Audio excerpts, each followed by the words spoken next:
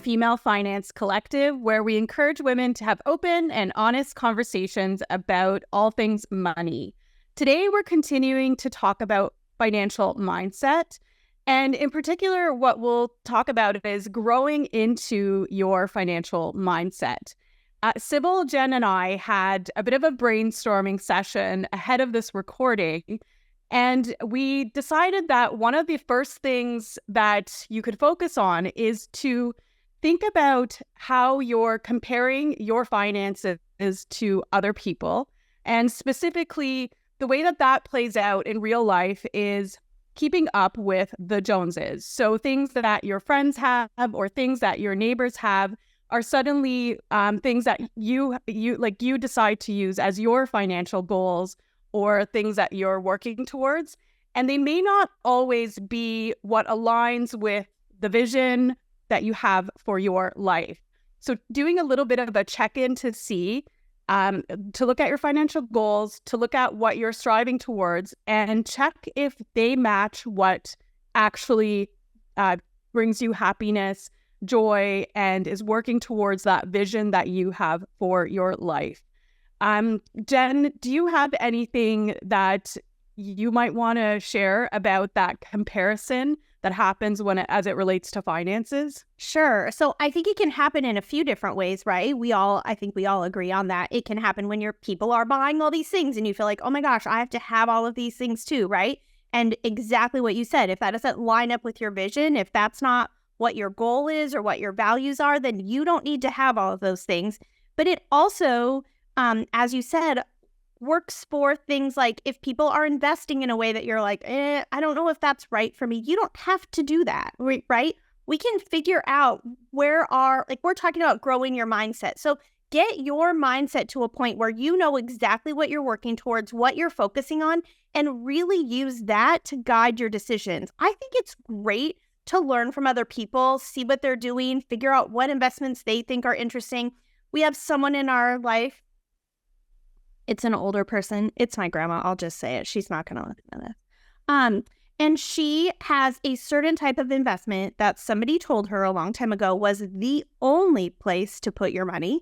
And she is adamant about it. And if anyone talks about money in her presence, she tells them how their money should be invested. And she gets mad at my mom if my mom says, well, I might want to move some of my money out of that. And she's like, you will not move it. That is the only place to put your money. It is the best place. Well, none of us feel that way, right? And so we have to do our own thinking and figure out what our own mindset is, what we're thinking about, what we're focused on. And it is not investing in the way that she is. And that's okay, right? So it's good to learn from other people and listen to them and kind of take that all in. I think that's a lot of how I developed my mindset, was listening to a bunch of other people and then figuring out what aligned with me, like what resonated with me and what do I connect with. Even if I really admire someone or really respect someone, if what they're doing just isn't right for me, that is fine. And it is important for us to realize that, I think. As I see you doing that, Jen, I keep thinking of stay in your own lane, like figure out, what aligns with you, what you're comfortable doing with your finances.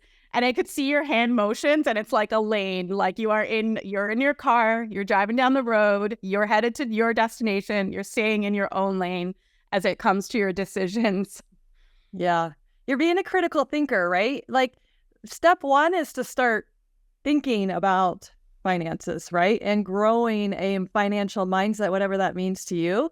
And so by thinking about what other people are doing or preaching to you that you should be doing, being critical, asking questions, being curious is a huge part of growing your own financial mindset to like, what makes me feel uncomfortable about that investment strategy? What do I believe in value? So if I believe in value these things, how do I find an investment strategy that's going to work for me, right? But just even getting in that space where you're around people that are talking about money or possibilities or finding those people that are a couple steps ahead of you, right? So you can start to evaluate what's going to work for me.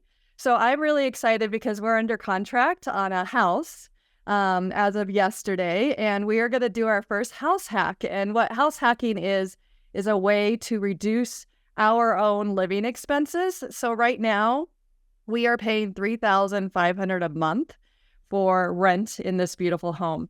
And that is a lot for us, but it at the time, 2 years ago, made sense for these 2 years. But we are sending our first daughter off to college next year. And so we're like, we need some more cash flow in the next few years because college is going to cost a lot of money. So the biggest way that worked for us was to reduce our living expenses.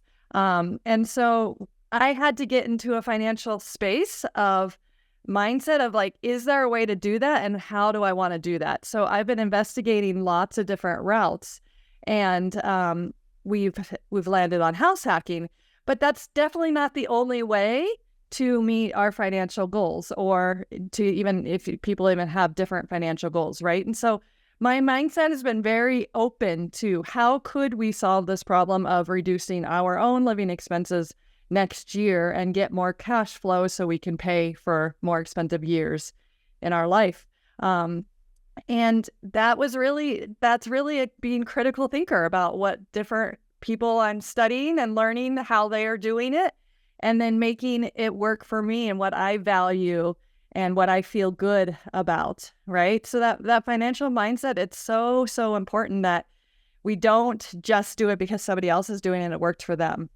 It worked for them because they had alignment with that strategy or with that, way of building money or getting out of debt or whatever it may be. So a big part of growing your financial mindset, in my opinion, is really doing that work of what matters to you and what do you value and what are your financial goals at this moment in time. Also for your future, we're looking at 6 years of the next 6 years when my son goes off to college too. Like, we're really working on that time frame right now. So what's our financial mindset need to be for that time frame? Where in the past, it was all about investing into the stock market for our retirement, right? And thinking about that. So really like building your financial mindset with your goals and then being open to what different ways you might get there has really served me really well. And that's awesome. And Sybil, you're definitely in the advanced phase of your financial journey.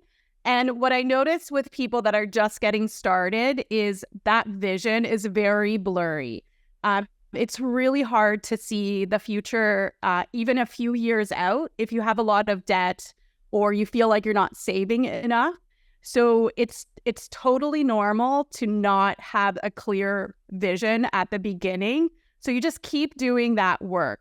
So those initial goals might be quite simple. It might just be getting $2,000 saved in your bank account, and you work towards that. And then as you progress, that financial world will just open up.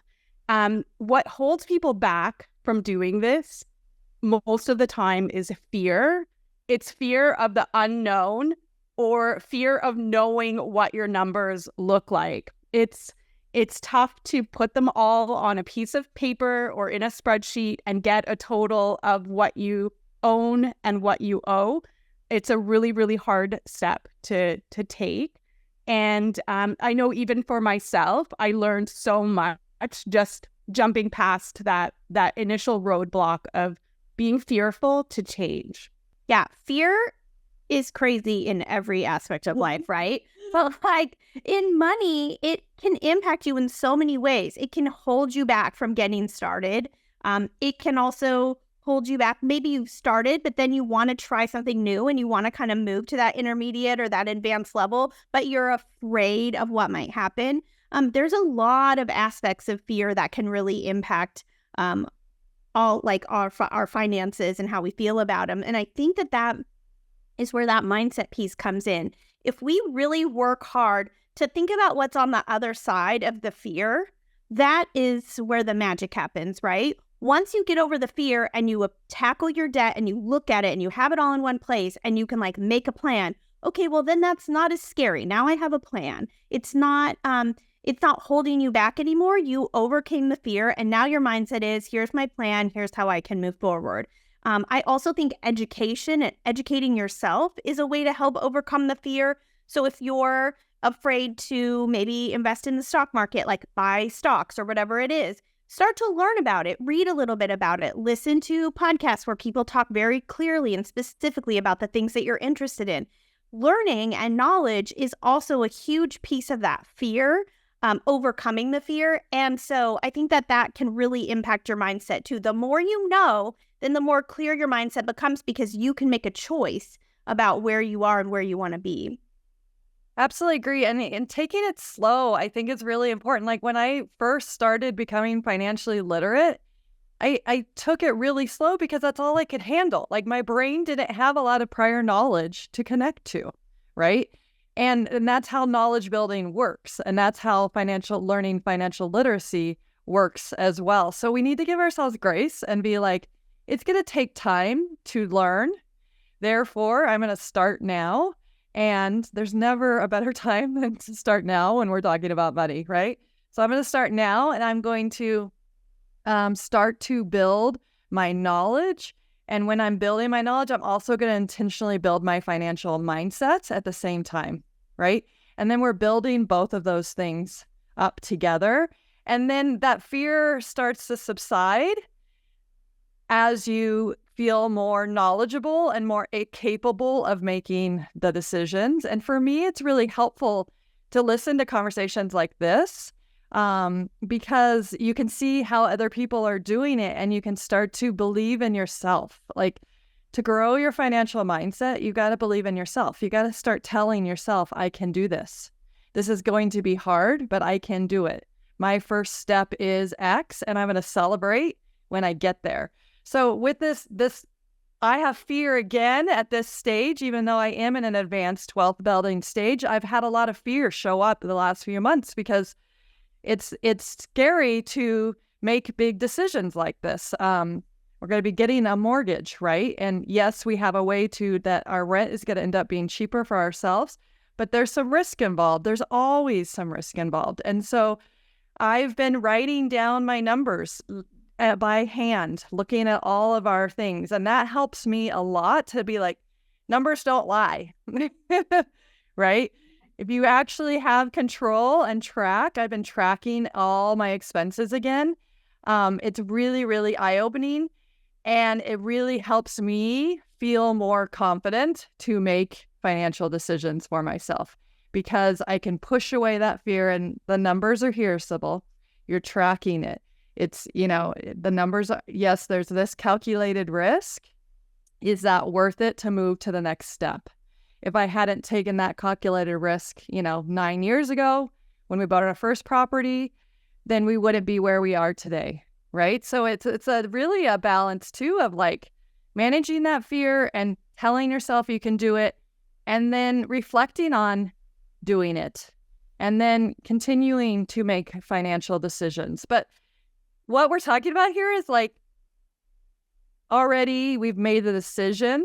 We've had that moment of, I need to pay attention to my finances. I need to make sure I have a good financial mindset as often as possible, knowing that we will all run back into fear at times, knowing that we have coping strategies, meditation, walks, things like that. Our last whole series in this podcast was about financial literacy. And so just building up that financial literacy to help make those fears not as powerful is really a way to move forward. And you brought up such a great point around fear and there being comfort in your numbers. Like, your numbers can actually make you feel safe, taken care of, and just having that mindset that you are going to connect with those numbers and, responsibly have a look at your finances, and you're just improving your skills. And when you take a look back, you'll just see how much you can accomplish in a couple of years, in a couple of months. And that can bring, such great comfort to your finances. So we'll wrap up today's session talking about financial mindset. And remember that we'd love to hear from you. So please send us your thoughts, your comments, questions, and be sure to like and subscribe to our podcast so that you don't miss any of the new episodes as they drop.